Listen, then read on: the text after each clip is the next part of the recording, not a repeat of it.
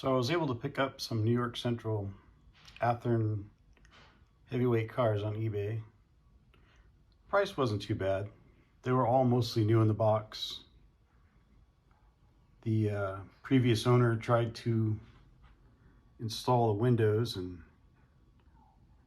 promptly fogged up some of them, but I was able to get most of them clean, except for those two right there, by massaging in some Labelle's plastic safe oil on the inside.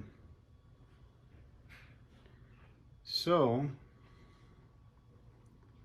$60 worth of metal wheels later and $25 worth of KD couplers later, I've got a nice little consist for my Vanderbilt Hudson, the Commodore